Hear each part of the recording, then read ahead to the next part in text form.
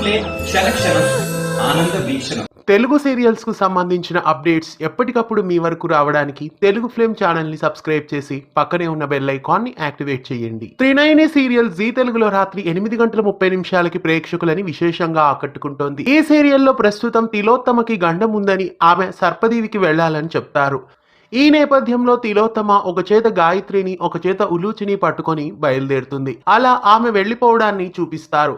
అలా సర్పదేవికి వెళ్లిన తిలోత్తమ పాము విగ్రహం పైన ఉన్న దీపాన్ని వెలిగిస్తుంది. ఇక తిలోత్తమ నటించిన ఆఖరి ఘట్టం ఇదే అయి ఉంటుంది అనిపిస్తోంది. ఇక తర్వాత ప్రోమోలో గాయత్రి ఉలూచి ఇంటికి తిరిగి వస్తారు, కానీ తిలోత్తమ తిరిగి రాదు అని మహాలక్ష్మి చెప్తుంది. అయితే తిలోత్తమ క్యారెక్టర్ ను ఇంతటితో క్లోజ్ చేసినట్లు తెలుస్తోంది. మళ్ళీ కొంతకాలం తర్వాత తిలోత్తమని సరికొత్త రూపంలో తీసుకువస్తారో లేదా ఇంతటితో తిలోత్తమ క్యారెక్టర్ కి సెలవు పలుకుతారో మరి చూడాలి. నిజ జీవితంలో తిలోత్తమ తిరిగి రాని లోకాలకి వెళ్లిపోయినట్లు, కథలో కూడా తిలోత్తమ క్యారెక్టర్ ను తిరిగి రాని లోకాలకి వెళ్లిపోయినట్లే చూపిస్తారు అని అనిపిస్తోంది. ఎందుకంటే ఆమె క్యారెక్టర్ లో వేరే వాళ్ళని తీసుకువచ్చినా అంతలా అనిపించదు.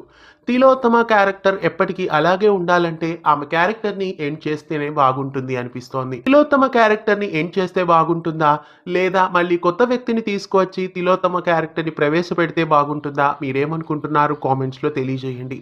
త్రినయని సీరియల్ ను ఎండ్ చేస్తే బాగుంటుందా, లేదా ఇంకా కొంతకాలం సాగదీస్తే బాగుంటుందా కూడా కామెంట్స్ లో తెలియజేయండి. ఇలాంటి మరెన్నో తెలుగు సీరియల్ అప్డేట్స్ ఎప్పటికప్పుడు తెలుసుకోవడానికి ఛానల్ ని సబ్స్క్రైబ్ చేసి గంట కొట్టేయండి.